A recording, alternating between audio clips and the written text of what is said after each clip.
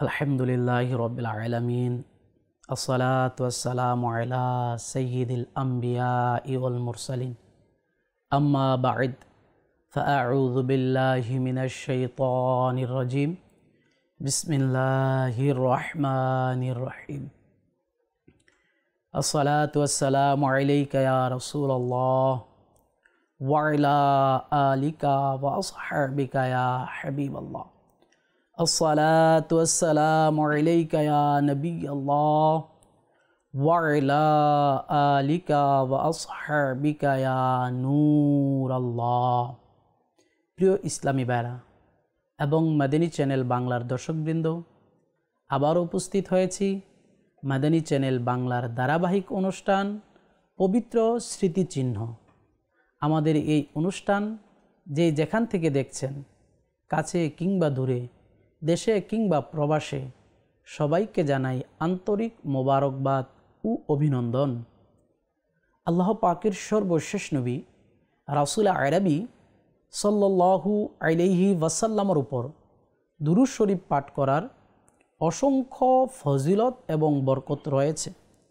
প্রিয় নবী রাসূল আরবি মাক্কি মাদানী হাশিমি সাল্লাল্লাহু তাআলা আলাইহি ওয়াসাল্লাম ইরশাদ করেন, যে ব্যক্তি আমার উপর একবার দুরূদ শরীফ পাঠ করবে, আল্লাহ পাক তার উপর 10টি রহমত নাজিল করেন।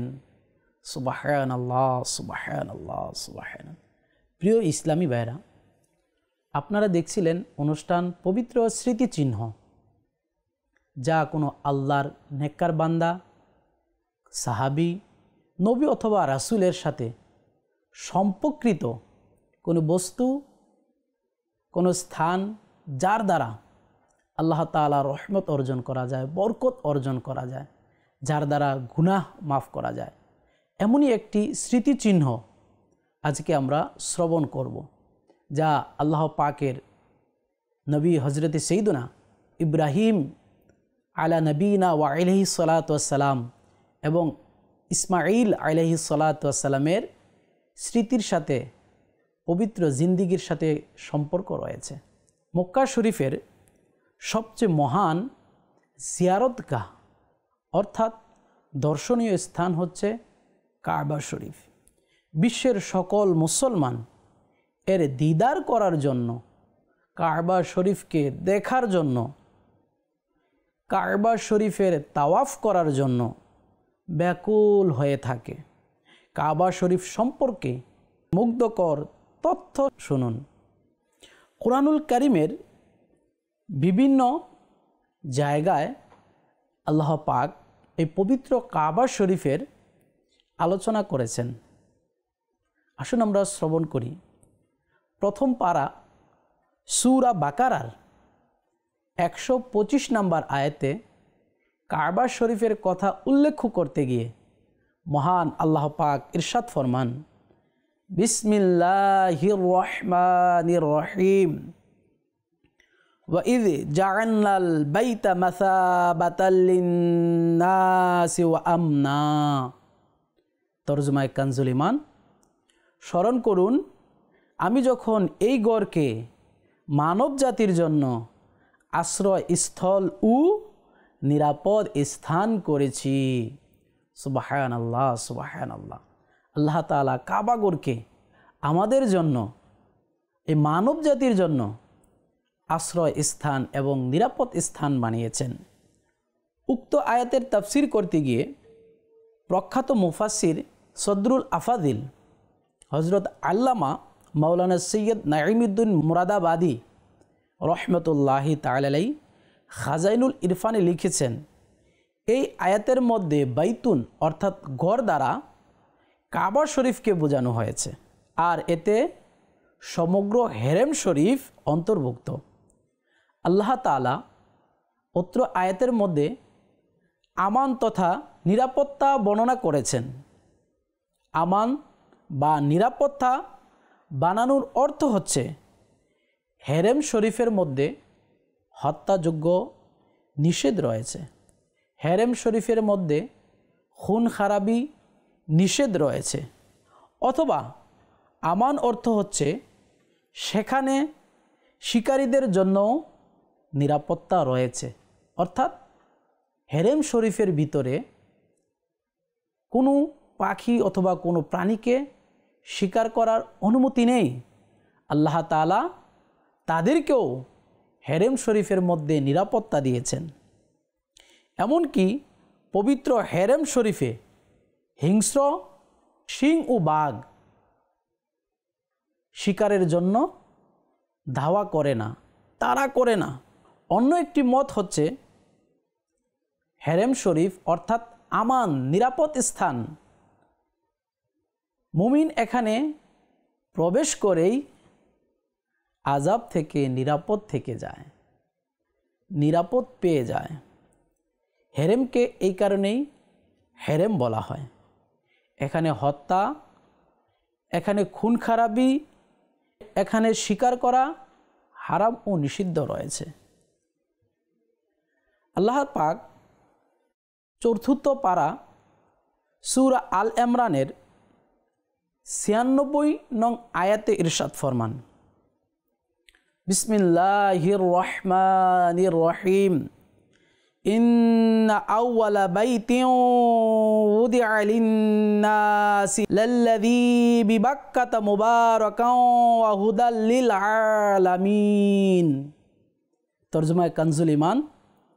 আল্লাহ তাআলা ইরশাদ ফরমান, নিশ্চয় সর্বপ্রথম ঘর যা মানব জাতির ইবাদতের জন্য নির্ধারিত হয়েছে সেটাই যা মক্কায় অবস্থিত, বরকতময় এবং সমগ্র জাহানের পথ প্রদর্শক। সুবহানাল্লাহ, সুবহানাল্লাহ। আল্লাহ তাআলা কোরআনুল কারীমের মধ্যে বলেছেন যে মানব জাতির ইবাদতের সর্বপ্রথম ঘর হচ্ছে কাবা ঘর। মানব জাতির রহমত এবং বরকতের স্থান হচ্ছে কাবা ঘর। সাথে সাথে আল্লাহ তাআলা এটাও বলেছেন যে সমগ্র জাহানের জন্য পথ প্রদর্শক কাবা। প্রসিদ্ধ মুফাসসির হাকিমুল উম্মত হযরত মুফতি আহমদ ইয়ার খান নাঈমি রহমতুল্লাহি তাআলা আলাইহি এই আয়াতের আলোকে বলেন, হে মুসলমানেরা অথবা হে মানব জাতি, নিঃসন্দেহে জেনে রাখুন যে পৃথিবীর বুকে সর্বপ্রথম ও সর্বশ্রেষ্ঠ ঘরটি বিশ্ব মানবতার দ্বীনি ও দুনিয়াবি উপকারের জন্য সৃষ্টি করা হয়েছে এবং নির্মাণ করা হয়েছে। এটি সেই ঘর যা মক্কা শরীফে অবস্থিত। সুবহানাল্লাহ, সুবহানাল্লাহ। সেটি বাইতুল মুকাদ্দাস নয়, যা মর্যাদার দিক থেকেও কাবা শরীফের পরবর্তী স্থানে এবং ফজিলতের দিক থেকেও, অর্থাৎ কাবা শরীফ মর্যাদা এবং ফজিলতের দিক থেকে বাইতুল মুকাদ্দাস থেকেও বেশি। জি হ্যাঁ প্রিয় ইসলামী ভাইরা এবং মাদানী চ্যানেল বাংলার দর্শকবৃন্দ, প্রসিদ্ধ মুফাসসির হাকিমুল উম্মত মুফতি আহমদ ইয়ার খান নাঈমি রহমতুল্লাহি তাআলা আলাইহি বলেন, কাবা শরীফের ফজিলত অগণিত, তন্মধ্যে কতিপয় এখানে উল্লেখ করছি। 1 নাম্বার, বাইতুল মুকাদ্দাসের প্রসিদ্ধ নির্মাতা হলেন হজরতে সৈয়দুনা সুলাইমান আলা নবীনা ওয়া আলাইহিস সালাতু ওয়াস সালাম। বাইতুল মুকাদ্দাস হজরতে সৈয়দুনা সুলাইমান আলাইহিস সালাতু ওয়াস সালাম নির্মাণ করেছেন। তিনি জিনদের মাধ্যমে বাইতুল মুকাদ্দাস নির্মাণ করিয়েছেন। কিন্তু কাবা শরীফের প্রসিদ্ধ নির্মাতা হলেন হজরতে সৈয়দুনা ইব্রাহিম খলিলুল্লাহ আলা নবীনা ওয়া আলাইহিস সালাতু ওয়াস সালাম। কাবা শরীফে মাকামে ইব্রাহিম, হাজরে আসওয়াদ ইত্যাদি এমন কতগুলো কুদরতের নিদর্শন বিদ্যমান যা বাইতুল মুকাদ্দাসে নেই। সুবহানাল্লাহ, সুবহানাল্লাহ। কাবা শরীফের মধ্যে রয়েছে মাকামে ইব্রাহিম, কাবা শরীফের মধ্যে রয়েছে হাজরে আসওয়াদ। তাছাড়া কাবা শরীফের মধ্যে আরও কিছু বরকতময় জিনিস রয়েছে যেগুলো বাইতুল মুকাদ্দাসের মধ্যে নেই। কাবা শরীফের উপর দিয়ে পাখি ইত্যাদি উড়ে না, বরং এর আশেপাশে সরে যায়। আল্লাহু আকবার, আল্লাহু আকবার। কাবা শরীফের উপর দিয়ে কখনো কোনো পাখি উড়ে যেতে পারে না, কাবা শরীফের উপর দিয়ে কখনো কোনো পাখি উড়ে যায় নাই। সুবহানাল্লাহ, সুবহানাল্লাহ। কাবার হেরেমে ছাগল ও বাঘ একত্রে পানি পান করে। এখানে শিকারী প্রাণীরাও শিকার ধরে না। কাবার হেরেমে কিয়ামত পর্যন্ত যুদ্ধ বিগ্রহ হারাম রয়েছে। কাবা শরীফ সমস্ত হিজাজিদের, বিশেষ করে মক্কাবাসীদের জীবন ধারণের মাধ্যম। কেননা এই জায়গাটি সজীব নয়, অর্থাৎ পানি ও উদ্ভিদ শূন্য। সুবহানাল্লাহ, সুবহানাল্লাহ। জীবন ধারণের প্রয়োজনীয় কিছুই এখানে হয় না, কিন্তু এখানকার অধিবাসীরা অন্যান্যদের তুলনায় ভালোই আছেন। সুবহানাল্লাহ, সুবহানাল্লাহ।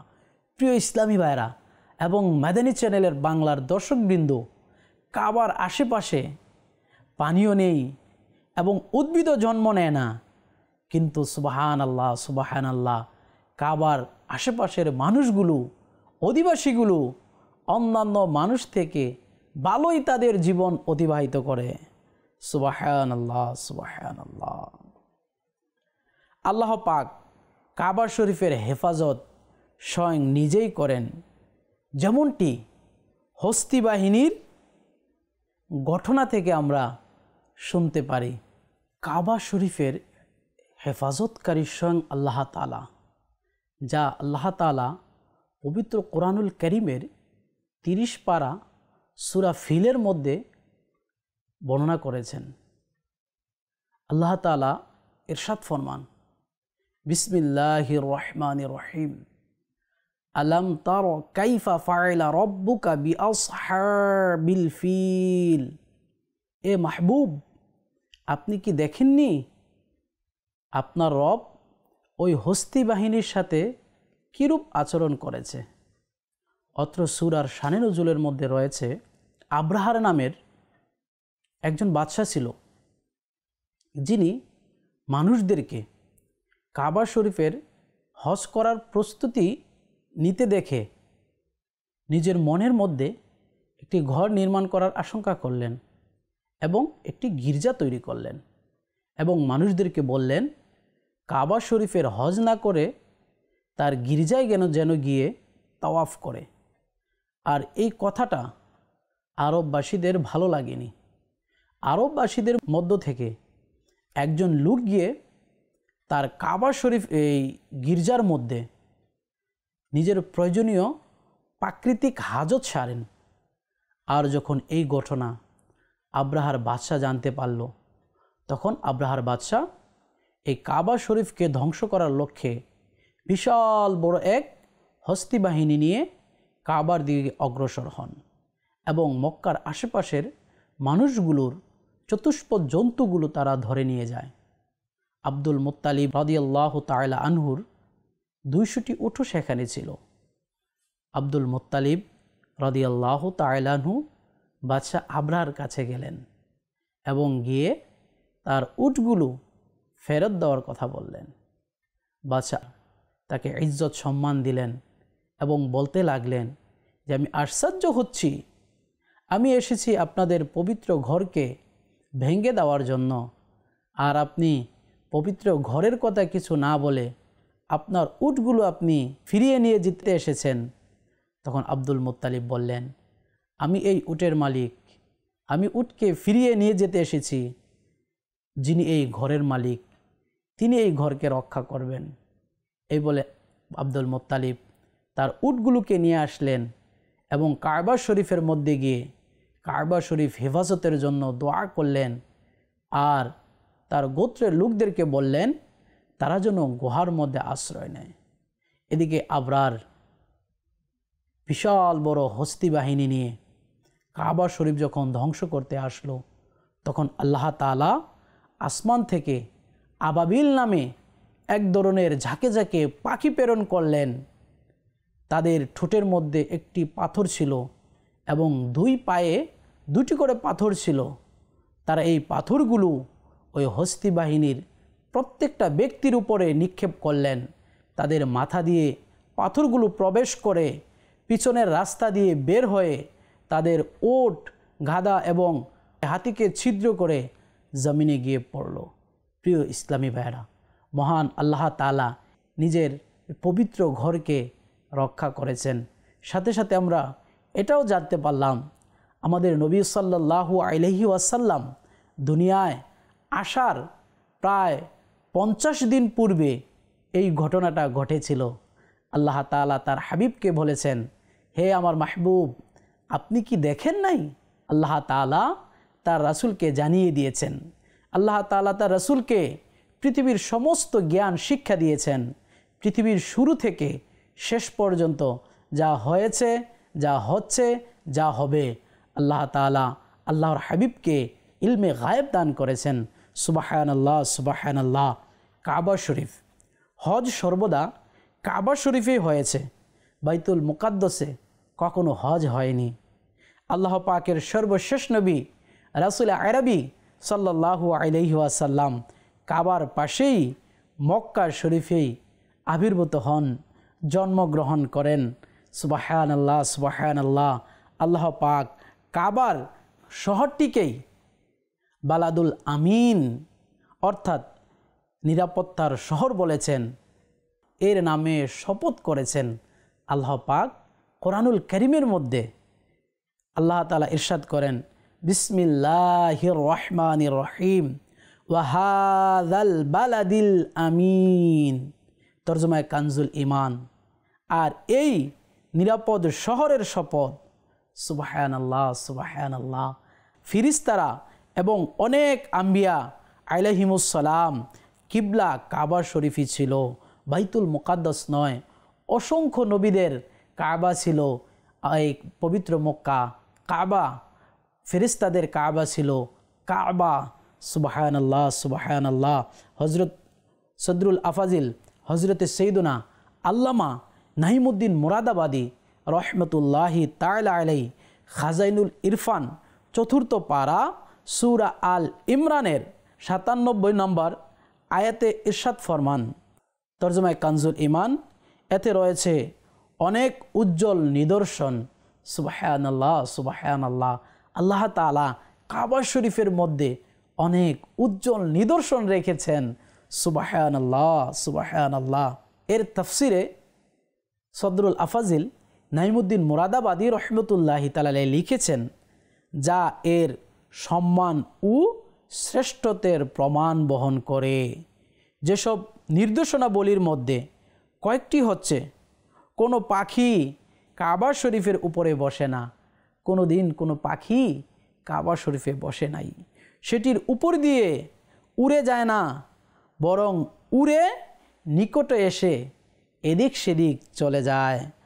আর সেসব পাখি অসুস্থ হয়ে পড়লে চিকিৎসার জন্য কাবা শরীফের হাওয়ার মধ্যে, বাতাসের মধ্যে উড়তে থাকে, তারা আরোগ্য পেয়ে যায়। অসুস্থ পাখিগুলো কাবার হাওয়ার মধ্যে যখন ঘোরাফেরা করে তখন তারা সুস্থ হয়ে যায়। সুবহানাল্লাহ, সুবহানাল্লাহ। এমনকি কুকুর পর্যন্ত এই পবিত্র ভূমিতে হরিণের উপর আক্রমণ করে না, সেখানে তারা শিকার করে না। মানুষের অন্তর পবিত্র কাবার প্রতি আকর্ষিত হয় এবং কাবা শরীফের দিকে দৃষ্টি দিতেই চোখ দিয়ে অশ্রু প্রবাহিত হয় এবং প্রতির জুমার রাতে সমগ্র অলিগণের রূহসম কাবা শরীফের চতুর্দিকে উপস্থিত হয়ে যায় এবং কোনো মানুষই যদি এই কাবা শরীফের অসম্মান করার ইচ্ছা করে সে ধ্বংস হয়ে যায়। সুবহানাল্লাহ, সুবহানাল্লাহ। প্রিয় ইসলামী ভাইরা এবং মাদানী চ্যানেল বাংলার দর্শকবৃন্দ, কাবা শরীফের কতই মহত্ব রয়েছে, কতই বরকত রয়েছে, কতই ফজিলত রয়েছে, কোনো মানুষ যদি কাবা শরীফের সাথে দুশ্মনী করে তাহলে সে ধ্বংস হয়ে যায়। কাবা শরীফের ফজিলত পবিত্র হাদিস শরীফের মধ্যেও রয়েছে। কাবা শরীফ দেখা ইবাদত। রাসূল সাল্লাল্লাহু আলাইহি ওয়াসাল্লাম পবিত্র হাদিস শরীফের মধ্যে ইরশাদ করেছেন, কাবা শরীফ দেখা ইবাদত, কোরআনে মাজিদ দেখা ইবাদত এবং আলিমের চেহারা দেখা ইবাদত। সুবহানাল্লাহ, সুবহানাল্লাহ। আমরা যখনই উমরা করতে যাব, হজ করতে যাব, তখন আমরা উমরার মধ্যে, হজের মধ্যে কাবার যে তাওয়াফ করব, এটার মধ্যে ইবাদত রয়েছে, এটাও ইবাদত রয়েছে। আমরা যখন কাবাকে দেখব, কাবাকে দেখাটাও ইবাদত রয়েছে। রাসূল সাল্লাল্লাহু আলাইহি ওয়াসাল্লাম বলেছেন, কোরআন মাজিদকে দেখাও ইবাদত রয়েছে। আমরা যারা কোরআন পড়তে জানি না, আমাদের উচিত আমরা যেন কোরআন শিখি, কোরআনকে মহব্বত করি। উমর রাদিয়াল্লাহু তাআলা আনহু প্রতিদিন সকালবেলা কোরআন শরীফকে চুমু দিতেন আর বলতেন, এটা আমার রবের কালাম, এটা আমার রবের কিতাব। সুবহানাল্লাহ, সুবহানাল্লাহ। প্রিয় ইসলামী ভাইরা, আমরাও যেন কোরআন শরীফকে দেখি, কোরআন শরীফের জিয়ারত করি, কোরআন শরীফকে চুমু দেই, কোরআন শরীফ তেলাওয়াত করি। সাথে সাথে রাসূল সাল্লাল্লাহু আলাইহি ওয়াসাল্লাম এটাও বলেছেন, আলিমের চেহারা দেখা। আমরা যেন হক্কানি সুন্নি আলিম যারা রয়েছে, সুন্নি ওলামা যারা রয়েছে, তাদেরকে দেখি, তাদের জিয়ারত করি, তাদেরকে দেখে যেন আমরা ইবাদতের সওয়াব পেয়ে যাই। সুবহানাল্লাহ, সুবহানাল্লাহ। অপর এক বর্ণনায় রয়েছে, জমজমের দিকে তাকানো ইবাদত। সুবহানাল্লাহ, সুবহানাল্লাহ। হযরতে সাইয়্যিদুনা ইবনে আব্বাস রাদিয়াল্লাহু তাআলা আনহু বলেন, নবী করিম রউফুর রহিম সাল্লাল্লাহু তাআলা আলাইহি ওয়াসাল্লাম যখন কাবা শরীফে প্রবেশ করলেন, তখন এর কোনায় কোনায় দোয়া করলেন এবং নামাজ পড়লেন না। এমনকি সেখান থেকে তাশরিফ নিয়ে আসলেন, বেরিয়ে এসে কাবা শরীফকে সামনে নিয়ে 2 রাকাত নামাজ আদায় করলেন এবং ইরশাদ করলেন, এটি হলো কিবলা। সুবহানাল্লাহ, সুবহানাল্লাহ। আল্লাহ তাআলা কোরআনুল কারীমের মধ্যে ঘোষণা করেছেন, কাবা আমাদের জন্য কিবলা। আল্লাহর হাবিব সাল্লাল্লাহু আলাইহি ওয়াসাল্লাম হাদিসে মুবারাকার মধ্যে ইরশাদ করেছেন, এটি হচ্ছে কিবলা। কাবা হচ্ছে আমাদের জন্য কিবলা, মুসলমানদের জন্য কাবা কিবলা রয়েছে। সুবহানাল্লাহ, সুবহানাল্লাহ। প্রসিদ্ধ মুফাসসির হাকিমুল উম্মত হযরত মুফতি আহমদ ইয়ার খান নাঈমি রহমতুল্লাহি তাআলা আলাইহি এটি হলো কিবলা উক্তিটির ব্যাখ্যা করতে গিয়ে বলেন, অর্থাৎ কিয়ামত পর্যন্ত কাবা সকল মুসলমানদের কিবলা হয়ে গেল, কখনো রহিত হবে না। এতে একটি সূক্ষ্ম ইঙ্গিত রয়েছে, কাবা শরীফের যে কোনো অংশই কিবলা। নামাজির সামনে সম্পূর্ণ কাবা হওয়া আবশ্যক নয়। সুবহানাল্লাহ, সুবহানাল্লাহ। এটি কিবলা, অর্থাৎ এটা কিয়ামত পর্যন্ত কিবলা থাকবে, এটা তা কখনো রহিত হবে না। প্রিয় ইসলামী ভাইয়েরা, জি হ্যাঁ, বাইতুল মুকাদ্দাস এক সময় মুসলমানদের কিবলা ছিল, মুসলমানদের ওইদিকে ফিরে নামাজ পড়ার স্থান ছিল, কিন্তু পরবর্তীতে তা রহিত হয়ে গিয়েছে। এরপরে কাবাকে মুসলমানদের কিবলা বানিয়ে দেওয়া হয়েছে, কাবাকে মুসলমানদের কিবলা বানানো হয়েছে। আর যা কিয়ামত পর্যন্ত রহিত হবে না, তা কিবলা হিসেবেই থাকবে। এজন্যই আমাদের নবী রাসূল আরবি সাল্লাল্লাহু আলাইহি ওয়াসাল্লামকে সাহেবে কিবলা তাইন বলা হয়, 2 কিবলার অধিকারী। সুবহানাল্লাহ, সুবহানাল্লাহ। আমরা আরও জানতে পারলাম, কাবা শরীফের যেদিকেই আমরা ফিরে নামাজ পড়ি, আমাদের নামাজ হয়ে যাবে। দাফাতি ইসলামীর প্রকাশনা প্রতিষ্ঠান মাকতাবাতুল মদিনার বাহারের শরীয়ত প্রথম খণ্ডের 487 নং পৃষ্ঠায় 50 নাম্বার মাসালায় রয়েছে, কাবা শরীফের ভিতরে নামাজ পড়লে যেদিকে ইচ্ছা সেদিকে হয়ে পড়বে। সুবহানাল্লাহ, সুবহানাল্লাহ। আল্লাহু আকবার, আল্লাহু আকবার। যারা মক্কাতে নামাজ পড়ে, প্রিয় ইসলামী ভাইয়েরা, আমরা এখন পশ্চিম দিকে ফিরে নামাজ পড়ি। আমাদের জন্য পশ্চিম দিক কিবলা। যারা কাবার পশ্চিমে থাকে তারা পূর্ব দিকে ফিরে নামাজ পড়ে, কেননা কাবা হচ্ছে পূর্ব দিকে। যারা দক্ষিণে থাকে কাবার, তারা উত্তর দিকে ফিরে নামাজ পড়ে, কেননা তাদের জন্য দিক হচ্ছে কাবা হচ্ছে এটাই।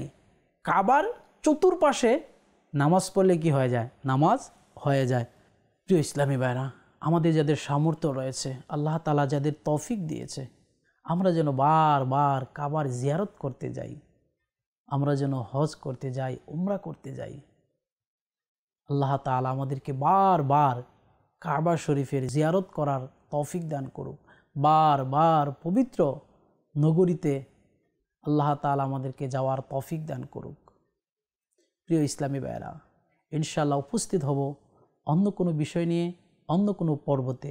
সে পর্যন্ত ভালো থাকুন, সুস্থ থাকুন, মাদানী চ্যানেল বাংলার সঙ্গে থাকুন। সাল্লাল্লাহু আলাল হাবিব সাল্লাল্লাহু তাআলা আলা মুহাম্মদ সাল্লাল্লাহু তাআলা আলাইহি ওয়াসাল্লাম।